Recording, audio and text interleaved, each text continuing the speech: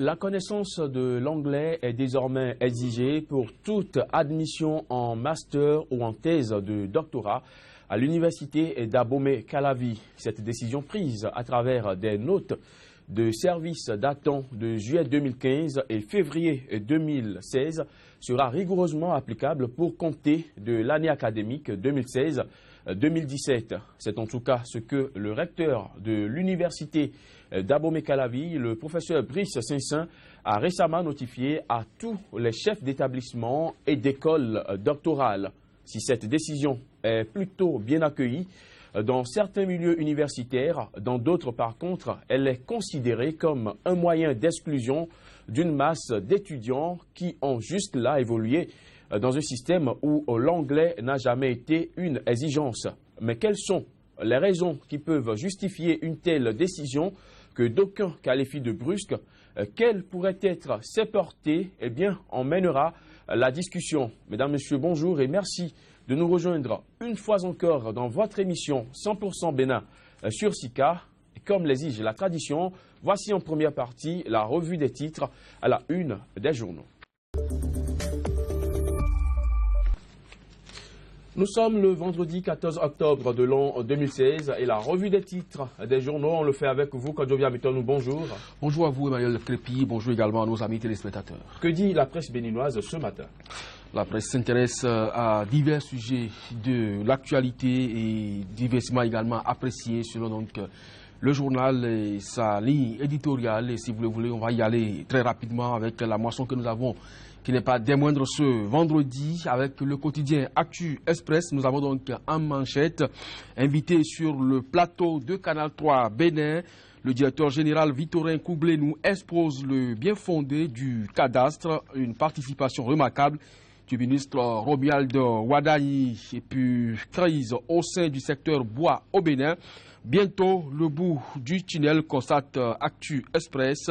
Les acteurs placent une entière confiance en Patrice Talon pour une normalisation de la situation. Cocorico Info, le gratuit béninois, après plusieurs années de lutte solitaire de l'Ordre national des pharmaciens du Bénin contre les faux médicaments. Enfin, l'implication du gouvernement. Le docteur Moussiatou Toukourou attend la mise en œuvre et puis justification de l'interdiction formelle d'activité sur les campus. La réplique de l'ODHP et de l'UNSEB, Dieudonné Lokossou, monte au créneau. Ce jour quotidien, la guérite, suspension des travaux de lotissement, Talon œuvre pour une sécurité foncière au Bénin. Quotidien, la nouvelle tribune. Fermeture des universités privées non reconnues par l'État. Déjà des contestations dans le rang des promoteurs. La tribune de la capitale, dernière nomination dans l'enseignement secondaire. La rupture opte pour des remerciements politiques au détriment des compétences et puis interdiction d'activité des associations d'étudiants à court d'arguments. Le gouvernement verse dans du dilatoire, constate la tribune de la capitale. L'affiche du jour, gestion à l'ère de la rupture. La cote de popularité de Talon à rude épreuve. La fin de l'état de grâce s'interroge le journal. Le confrère de la matinée cette fois, pour sécuriser davantage le stade de l'amitié, Mathieu Kérékou, le préfet Toboula et le commandant Dine font le ménage de l'esplanade. Et puis projet de loi des finances exercice 2017, le président Talon dans un défi budgétaire. L'économiste, projet de loi de finances gestion 2017, où Talon trouvera-t-il les 210 milliards de francs CFA? L'événement précis, remise en vigueur de 2 décrets relatifs aux policiers et aux douaniers. Talon fait volte-face sur une grande décision. Puis quotidien, matin libre, gouvernance, Talon, 8 mois après, le cafouillage se poursuit. Pour ça donc, matin libre et puis nord-sud quotidien, c'est avec ce journal d'ailleurs que nous allons refermer la une des journaux, réorganisation du secteur cotonnier à travers l'AIC, producteurs et aigreneurs désormais unis autour de la filière. Emmanuel Crépi, ce sera donc tout pour le compte de ce vendredi. C'était donc l'actualité béninoise telle que relayée par les journaux qui nous sont parvenus ce vendredi, le tout dernier pour le compte de cette semaine. En attendant de vous retrouver avec les canards à partir de lundi, Kodjovia Mitonou, merci d'avoir feuilleté pour nous ces quotidien. C'est plutôt moi qui vous remercie. Nous allons retrouver à présent nos débatteurs du jour. Voici l'instant discussion. Sika TV fait désormais escale dans chacun des pays africains. Escale numéro 1, le Bénin.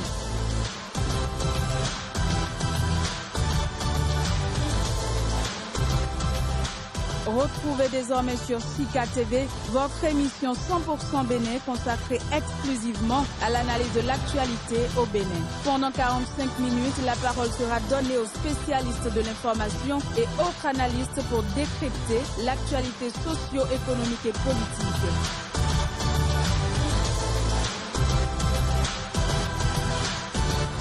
« 100% Bénin, c'est du lundi au vendredi sur Sika, le vrai visage de l'actualité en Afrique. Aucune inscription en master ou en thèse de doctorat ne pourrait être effective au titre de l'année académique 2016-2017 si elle n'est accompagnée d'une preuve formelle que l'apprenant a des compétences en anglais. Des preuves, pas n'importe lesquelles. Il s'agit bien entendu de justificatifs sortis tout droit du Centre béninois des langues étrangères CBLAE ou à défaut du département d'anglais de la faculté des lettres de l'université d'Abomey-Calavi. Une décision qui ne réjouit pas forcément les étudiants qui ont juste là évolué dans un système où l'anglais n'a jamais été une exigence. Après les épisodes d'exclusion, d'années invalidées, d'interdiction d'activités associatives, on se demande bien si l'imposition de l'anglais comme condition d'inscription était opportune. Eh bien, on en parle avec nos deux débatteurs présents sur ce plateau. D'abord avec vous, Thomas Wessouadin, bonjour. Bonjour. Professeur d'université, vous êtes africologue de langue anglaise et le directeur du département anglophone de l'Institut universitaire des sciences et techniques Sébastien Ajavon au Bénin. On en parle également avec vous, Marcel Zoumeno, bonjour. Bonjour Emmanuel. Journaliste, vous êtes le rédacteur en chef du quotidien béninois d'information et d'analyse, la Nouvelle Tribune. Merci à vous d'avoir accepté notre invitation. Merci de m'avoir invité. Cette subordination de l'inscription en master ou en thèse de doctorat à une compétence en anglais, comment vous l'appréciez, Marcel Zoumeno? Bon, dans un premier temps, il faut dire que ce n'est pas une mauvaise décision en soi. Et dire que l'anglais devienne des choses à une compétence à avoir pour prétendre à des diplômes, je trouve que c'est dans un premier temps une bonne décision dans la mesure où la plupart des documents de recherche, quand vous atteignez un certain niveau, sont des documents en anglais. Mais le consacrer dans un test, c'est là qu'il peut y avoir un débat à faire. Dans un pays francophone jusque-là, et dans la mesure où les étudiants ont passé des étapes, ils ont dû faire la licence et ils n'ont pas été astreints à cette obligation pour avoir ce genre de diplôme. Et donc, la décision du recteur pourrait, on peut y avoir discuté sur cette décision qui est prise et le fait qu'on dit qu'il faut avoir un diplôme attestant du niveau de langue. Vous savez que la plupart de ceux qui ont fait un circuit au Bénin, un cursus académique au Bénin, pour avoir le bac, ont dû faire 7 ans d'anglais. Je trouve que si à ce niveau, la formation avait été bien, 7 ans d'anglais, c'est suffisant pour avoir un niveau de langue, même si on peut avoir à dire sur ce qu'on apprend aux élèves dans les lycées et collèges. Donc c'est ma première réaction par rapport à ça. Peut-être dans les débats, on pourrait avoir beaucoup de choses à dire. Mais là, dans le test que vous avez évoqué, c'est qu'on impose comme condition préalable à l'inscription. Oui, c'est ça que j'ai dit, que c'est à ce niveau qu'il y a les débats. Puisque ceux qui, vous demandez à tous ceux qui ont pu faire le master ou le doctorat dans divers diplômes, ils ont été confrontés à ce problème, forcément, parce que la plupart des documents scientifiques aujourd'hui sont en anglais. Mais le consacrer par un arrêté rectoral pose un problème dans un pays francophone. Professeur Wessouadin, comment vous l'avez accueilli, cette décision du recteur Brice Saint-Saëns? D'abord, merci monsieur le journaliste de m'inviter sur votre émission. C'est un honneur que vous me faites et je vous en remercie de tout cœur. Et je vais commencer par 3 points essentiels, j'appelle starting points. Le premier, c'est qu'aucune langue n'est supérieure à une autre. Toutefois, l'anglais a pris le pas sur toutes les langues du monde entier. Le deuxième starting point, c'est que l'anglais est aujourd'hui comme notre silhouette. Nous ne pouvons jamais la fuir. Plus nous fuyons, plus elle nous suit. Et le troisième starting point, c'est qu'aucune recherche académique et scientifique bien ficelée et équilibrée, j'insiste bien équilibrée, n'est possible aujourd'hui sans une certaine connaissance. J'allais dire une connaissance certaine de la langue anglaise. Maintenant, revenons à la décision. Moi, je ne vais pas m'intéresser aux messagers, je vais m'intéresser au message. L'anglais est nécessaire pour l'inscription en master. Le master, c'est un diplôme de 3e cycle. Les bons dictionnaires, c'est-à-dire c'est les faux dictionnaires qui traduisaient le master comme la maîtrise. Parce qu'on a le verbe to master en anglais qui veut dire maîtriser. Et quand vous allez vers les vieux dictionnaires, on vous dit que c'est une maîtrise. Ça, c'est un faux débat. C'est une fausse traduction. Hein, la meilleure traduction aujourd'hui pour le master, c'est la thèse de 3e cycle. Et c'est un diplôme graduate. Aux États-Unis et en Grande-Bretagne, quand vous êtes avant le master, vous êtes undergraduate. Donc, vous êtes en train de faire une étude undergraduate. À partir du master, vous êtes en étude graduate et c'est pratiquement vers le doctorat. Et on ne peut mener aucune recherche aujourd'hui sans l'anglais. Vous interrogez même l'Internet, tout ce qu'il y a, même nos réalités d'ici. On veut parler par exemple du vaudou, on veut parler de peut-être nos danses traditionnelles. Vous allez avoir plus de documentation en anglais que dans toutes les autres langues. Ça veut dire que parler de pays francophones, pays lusophones, pays ceci, moi je dirais même que le monde est un petit pays anglophone. Vous êtes obligé de connaître l'anglais, de maîtriser l'anglais pour tout faire. Maintenant, l'anglais s'impose déjà à tout le monde. Moi, j'ai connu, par exemple, des gens, des grands économistes, des grands mathématiciens qui ont eu des problèmes à accéder aux Nations Unies, tout simplement par défaut de connaissance de l'anglais. Ils sont carrément handicapés. Et cet anglais-là est nécessaire pour que les gens accèdent à des postes, si je dois utiliser le terme d'Amadou Kourouma, les postes viandés.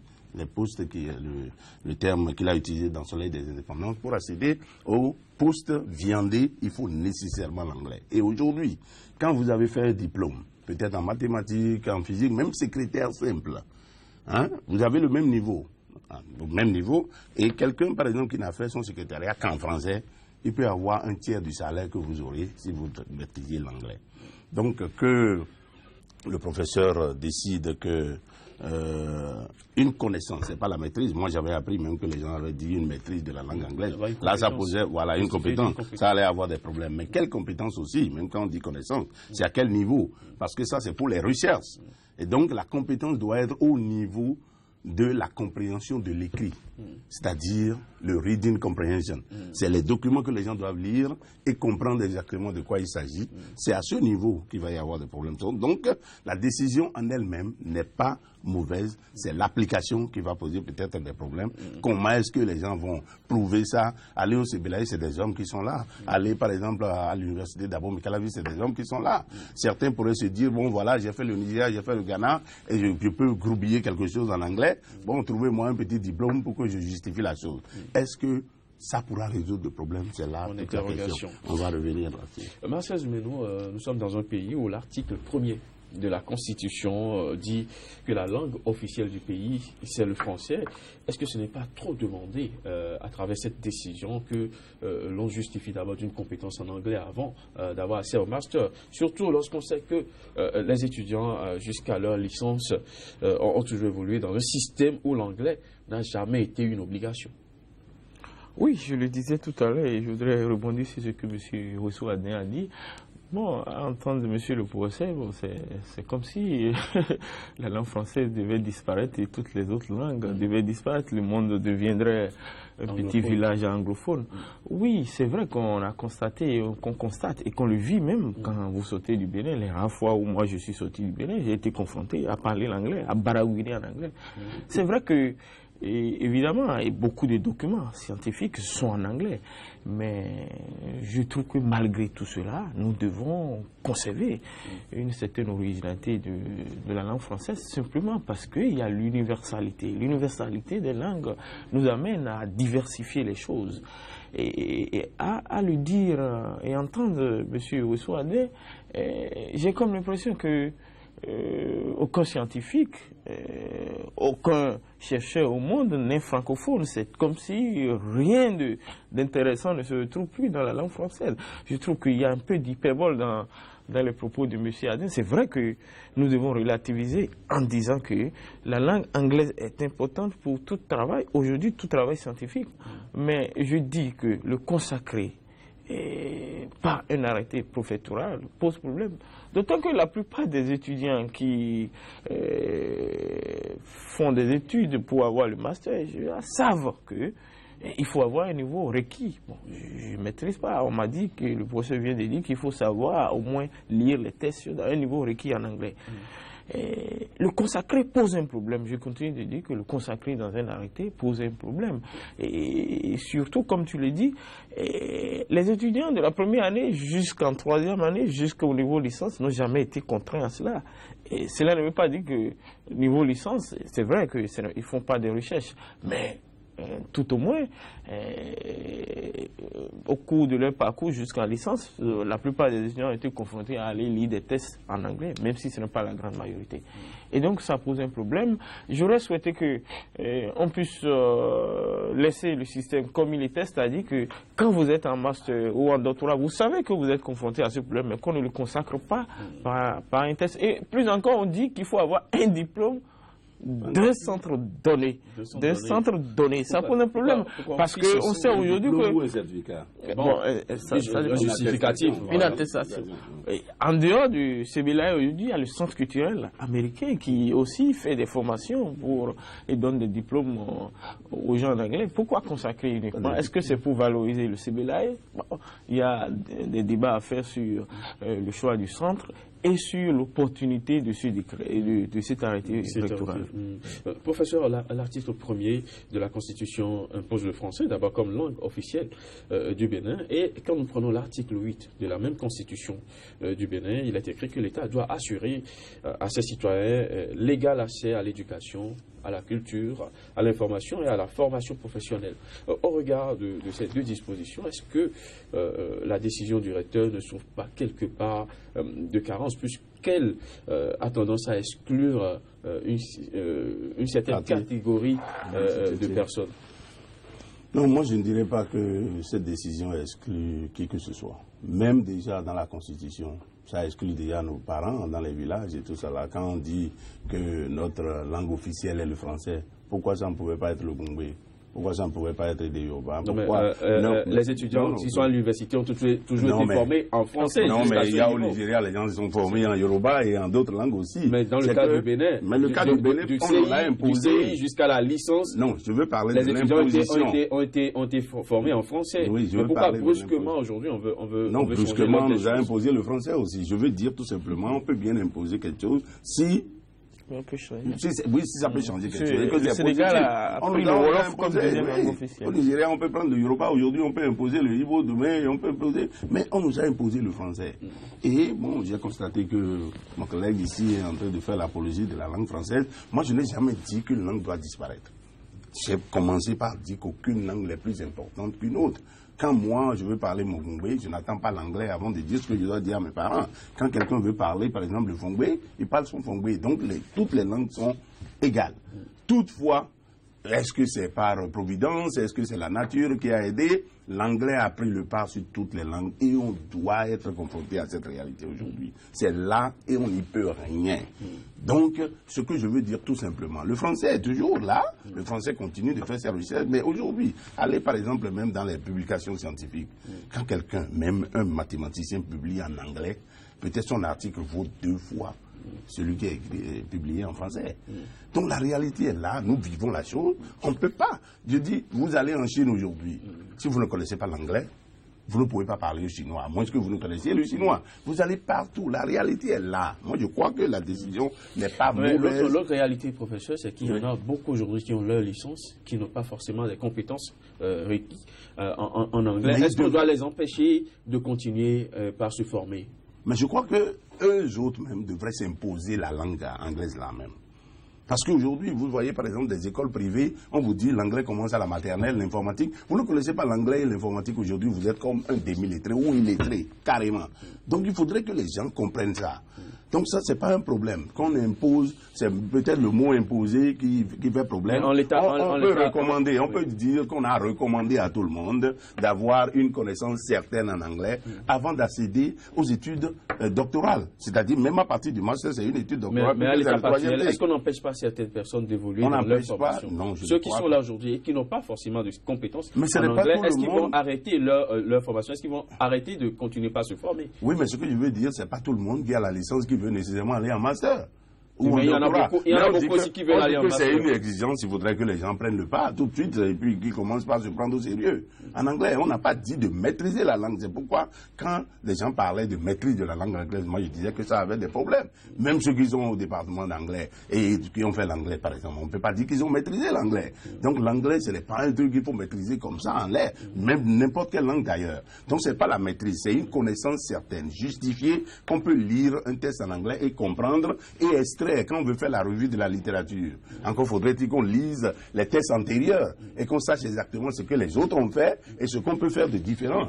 Donc c'est ça une exigence. Donc sinon, moi je pense que si par exemple quelqu'un ne veut pas avoir des problèmes en recherche de master et de doctorat, que la personne s'en tienne à la licence pour le moment, jusqu'au moment où la personne aurait un niveau. On ne peut pas dire d'entrée, je finis la licence, je dois aller en master automatiquement ou en doctorat. Je peux avoir le temps. Non, je dis, mais si déjà on recommande, moi je ne veux pas utiliser le terme imposé, je ne veux même pas utiliser le terme, par exemple, disons, on oblige. On recommande à tout un chacun d'avoir un niveau certain. On n'avait pas besoin de prendre une note de service pour empêcher les gens de s'inscrire. Encore que, vous l'avez déjà dit, la chose s'impose déjà d'elle-même au niveau des emplois. Si je veux utiliser le terme viandé, comme vous l'avez dit, les postes viandés. Si les documents au niveau du master sont en anglais déjà, on n'avait pas besoin d'un test pour l'imposer. Ceux qui vont là-bas et qui trouvent que les documents sont en anglais vont carrément se retourner, professeur. On n'avait pas besoin d'empêcher les gens de s'inscrire. Bon, disons qu'il y a certains qui ne savent pas que quelque chose leur est important et qu'un ami ou quelqu'un d'autre doit le leur recommander. C'est-à-dire, l'anglais maintenant est incontournable. On ne peut pas s'en passer.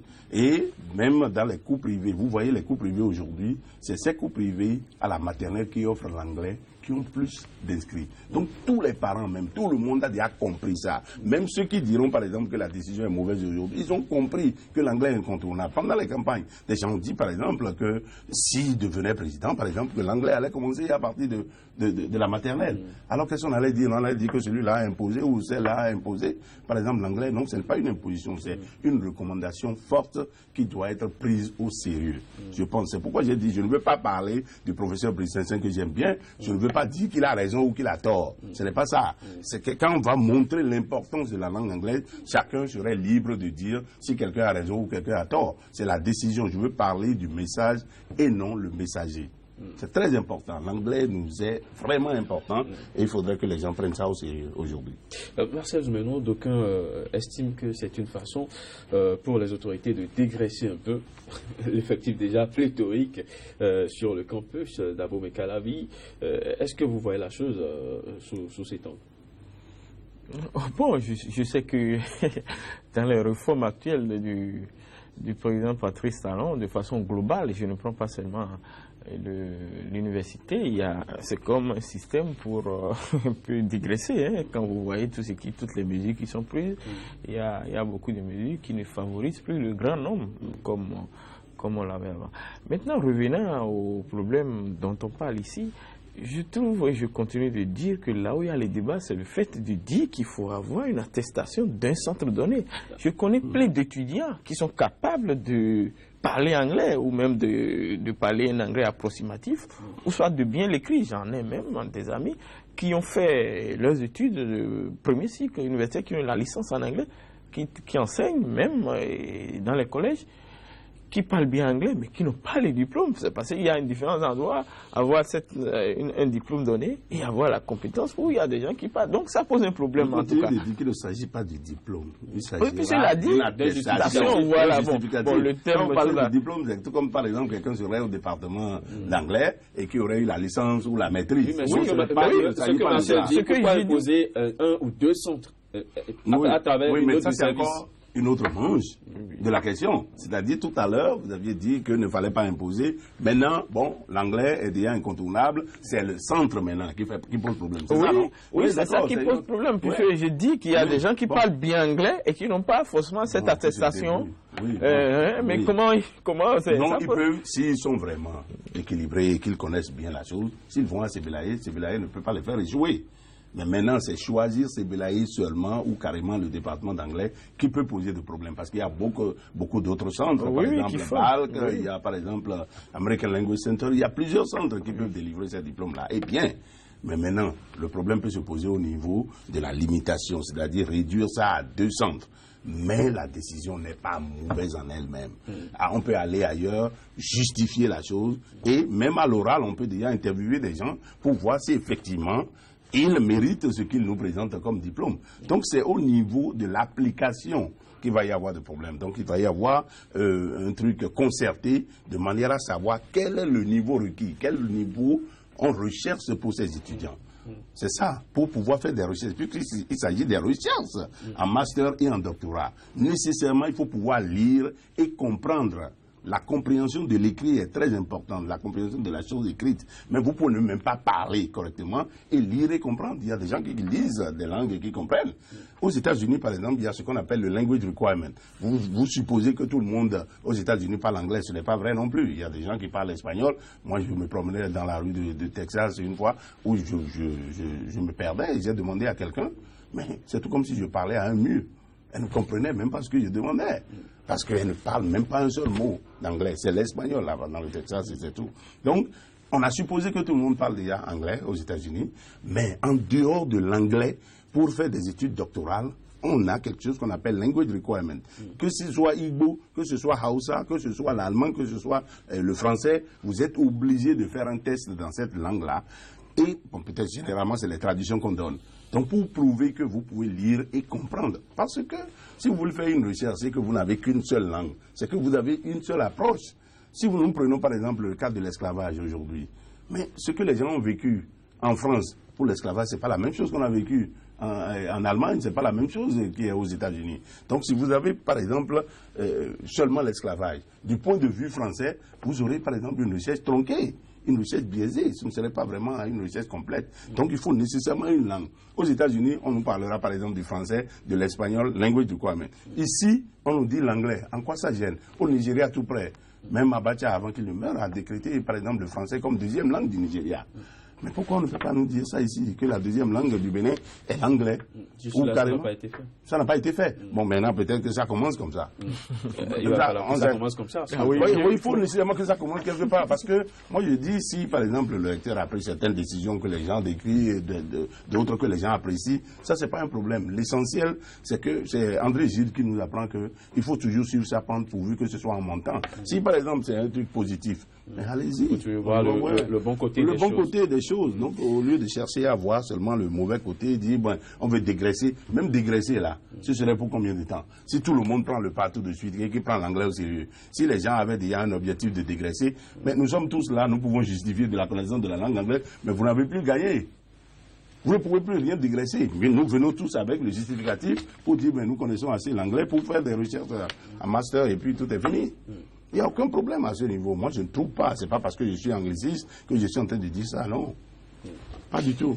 Alors, l'autre chose, c'est le contexte dans lequel cette décision devient applicable. C'est-à-dire, après les épisodes d'exclusion, d'années invalidées, d'interdiction d'activités associatives, la décision n'est pas forcément bien prise au niveau des étudiants. Est-ce que, quelque part, cette dernière décision ne laisse pas échapper un certain relent, Marcel Zoumenou, d'acharnement contre ces étudiants? Ces derniers mois, on a vu un peu. Bon, pour ce qui concerne les décisions ayant trait à la privation de liberté d'association, oui. Mais pour ce qui concerne la décision sur celle dont on parle, elle n'est pas non plus bien accueillie. Oui, ça c'est vrai. Et mis dans le contexte du campus d'Abo Mekalavi aujourd'hui, on peut dire cela. Mais je crois qu'il faut dissocier les deux. L'autre, les problèmes liés à l'interdiction, c'est un problème sérieux. Nous sommes sur le plan de la liberté démocratique, mais ici nous sommes sur le plan de la démocratie. De l'académie, de tout ça.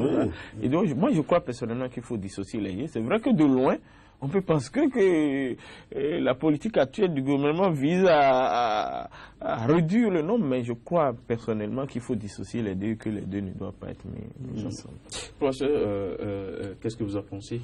Non, bon. Juste après l'épisode d'exclusion à l'invalidé et qu'on sort, on nous amène l'anglais comme langue à comprendre forcément avant de s'inscrire à l'université. Comprendre forcément. C'est trop dire là, c'est pas comprendre forcément. Il faut justifier d'une compétence en anglais avant de faire valider son inscription. Pas au niveau de la licence, master et doctorat. C'est bien précis. Et c'est pas tout le monde qui va en master, c'est pas tout le monde qui va en doctorat non plus. Et bon, ça c'est pas une mauvaise décision, honnêtement. Et le moment n'est pas mauvais en lui-même non plus, parce qu'une bonne décision peut arriver à tout moment. À tout moment. Et puis l'anglais, moi je ne crois pas qu'il y ait un problème à ce niveau. Si moi, je voulais par exemple faire l'anglais et que j'hésitais, bon, je traînais les pas et que rapidement quelque chose vient me fouetter pour que je prenne ça au sérieux, moi je ne vois pas en quoi ça peut être mauvais. Le problème à mon niveau, c'est au niveau de l'application et comme M. Zoumanou l'a dit, le choix des deux centres là. Et ça peut être corrigé à tout moment. Ça, c'est pas un problème. On peut dire maintenant, on retient d'autres centres également. Sinon, c'est un peu tout comme si CBLA ne marchait pas, ne trouvait pas d'étudiants. On veut tout faire pour envoyer tout le monde là-bas, pour payer. Bon, là, ça peut avoir des retombées vraiment bizarres. Donc, il y a beaucoup d'autres centres qui formaient les gens en anglais, qui pourraient même aller au CBLA et justifier de la chose très facilement. Donc retenir le département d'anglais, il y a beaucoup d'étudiants et tout ça là pour régler encore ces problèmes des scientifiques qui viendront chercher à faire un test pour justifier de sa compétence en anglais, tout ça là, ça peut être vraiment trop. Donc on peut, en retenant le département d'anglais à Calavi, en retenant CBLAE, retenir par exemple BAL, retenir par exemple SAI Center, il y a beaucoup de centres qui enseignent l'anglais dans ce pays-là et qui font du bon travail. Donc on ne peut pas vraiment réduire ça à ces deux niveaux-là. Je ne pense pas. Professeur, il faut dire également que depuis la base, on n'a pas fait comprendre aux étudiants l'importance de cette langue dans leur évolution, dans aujourd'hui l'utilité sur le marché de l'emploi. Vous qui avez étudié cette langue, vous qui l'enseignez aujourd'hui, comment doit-on comprendre aujourd'hui l'importance de cette langue anglaise sur le développement? Non, si c'est pour parler de l'importance de la langue anglaise, ça a toujours été précisé. Tout le monde sait l'importance de la langue anglaise, même depuis la base, puisque de tout temps, les gens ont fait l'anglais à partir de la 6e. Aujourd'hui, maintenant, on fait ça à partir de la maternelle. Mais les gens ont fait l'anglais, mais aujourd'hui, le problème, c'est qu'il y a aussi, à s'exprimer. Non, il y a aussi le problème de l'enseignement. Quand vous parlez de l'expression, c'est encore autre chose. C'est la méthode d'enseignement qui fait problème. Où on ne se base que sur la grammaire, tout le monde va vous dire, mais moi je suis fort en grammaire, je suis fort en écrit, quel écrit encore, alors qu'on ne peut pas parler. Une langue, elle se parle d'abord. Avant que l'écrit ne naisse, par exemple, nos parents dans les villages maintenant ne peuvent même pas écrire le fongbe, mais c'est eux qui vont nous enseigner le fongbe. Donc une langue, elle se parle primordialement. Mais les gens n'avaient pas compris ça au départ, si bien que la méthode d'enseignement avait des problèmes. Ça pose toujours problème.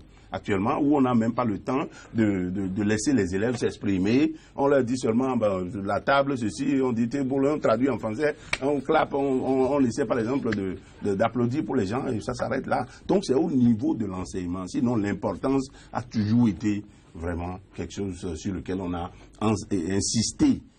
Au Bénin. Donc on sait que l'anglais est important, c'est primordial, c'est la méthode qu'il faut revoir, la méthode d'enseignement pour que les gens s'expriment dans cette langue. Mais heureusement qu'ici on n'a pas parlé de l'expression orale. On n'a pas parlé de la compréhension de l'oral, c'est-à-dire le listening comprehension. Si c'est ça, peut-être qu'on ne trouverait pas beaucoup de gens pour aller en master. Là maintenant, c'est pourquoi je dis c'est au niveau de l'application. Parce qu'il y a des gens qui peuvent lire et comprendre des textes, mais qui ne peuvent pas s'exprimer, qui ne peuvent même pas comprendre un locuteur en anglais. Donc, il y a plusieurs compétences. Dans l'apprentissage d'une langue, il y a plusieurs compétences. Il y a la réflexion critique, il y a la compréhension de l'oral, c'est-à-dire le listening comprehension, il y a la compréhension de l'écrit, le reading comprehension, il y a le writing et le reading. Vous voyez, il y a tout ça là, par exemple, il y a le parler, l'expression écrite aussi, donc l'expression orale. Donc, sur ces compétences-là, 5 là, c'est quelles compétences on veut prendre en compte dans cette décision-là? Est-ce que c'est pour que les gens arrivent à déchiffrer, à lire les textes antérieurs et qu'ils comprennent et qu'ils fassent le compendium de ce qu'ils ont lu? Est-ce que c'est ça? Est-ce que les gens vont se présenter devant un jury au CBLAE, par exemple, pour s'exprimer, on va savoir qu'ils comprennent l'anglais, même s'ils vont mal écrire? C'est quoi? C'est à quel niveau on va situer, par exemple, cette compétence-là? C'est là où la question se pose. Sinon, la décision en elle-même n'est pas mauvaise. C'était une décision qui s'était déjà imposée à nous tous, à tout le monde d'ailleurs. Tout le monde sait, même dans sa chambre, on sait. Même les parents savent que l'anglais est primordial maintenant et que leurs enfants... Mais moi, je connais des parents, par exemple, qui courent maintenant pour aller inscrire leurs enfants dans les écoles où l'anglais s'enseigne à partir de la maternelle.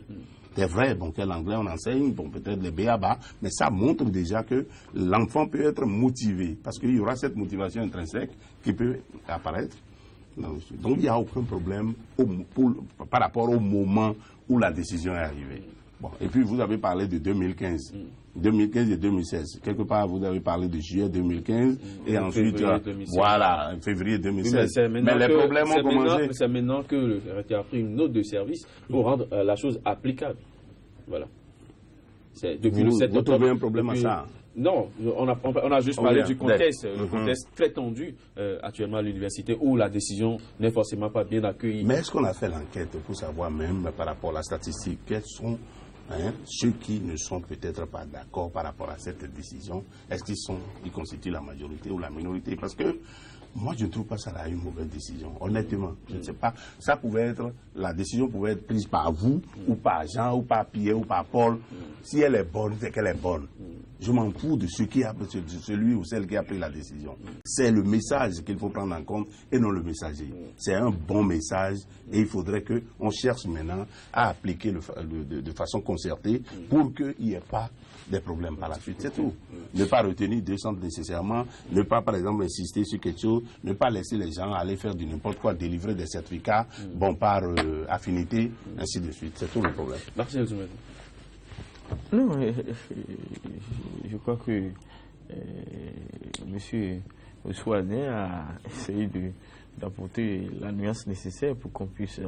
il faut, effectivement, selon ce que moi je veux, si je dois parler, il y a possibilité de revenir sur cette décision, Il faut laisser les faits, comment dirais-je, la réalité, laisser les gens se faire confondre se confronter à la réalité qu'au lieu de les empêcher de s'inscrire.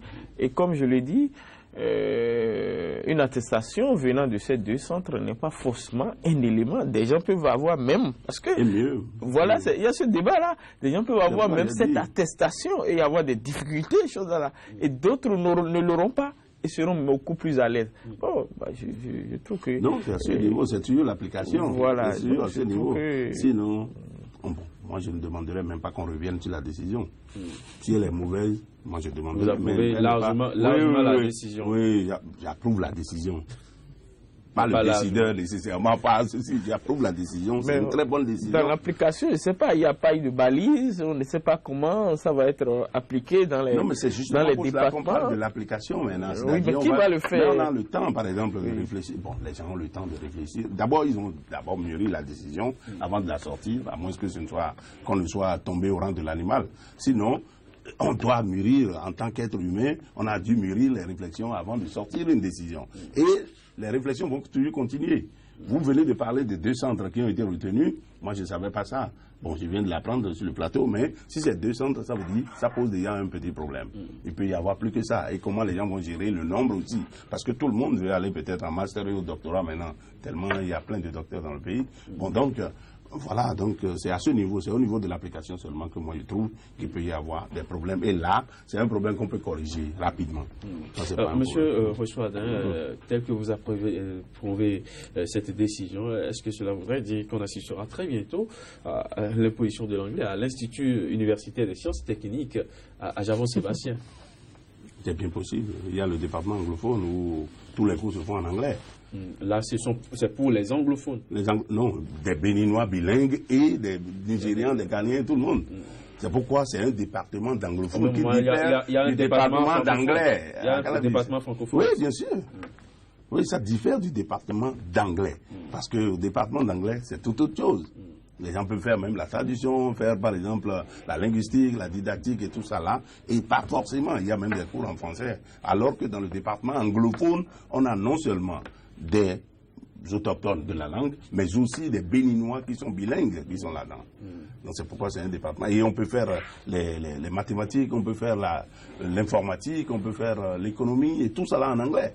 Puisque vous allez aux États-Unis, les gens ne font pas l'économie nécessairement en français. Vous allez au Nigeria tout près là, c'est pas en français que ça se fait. Donc même les matières scientifiques se font en anglais au département anglophone. Je parlais surtout du département francophone. Est-ce que cela va arriver de sitôt Non, il y a la langue anglaise comme une matière au département francophone. Il y a la langue anglaise. Il faut nécessairement que les gens ça. Il y a même le mandarin à notre département francophone.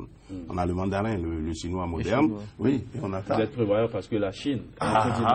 Donc vous savez, voilà. Donc personne ne dirait qu'on a imposé le chinois aux étudiants, personne ne dirait qu'on a imposé.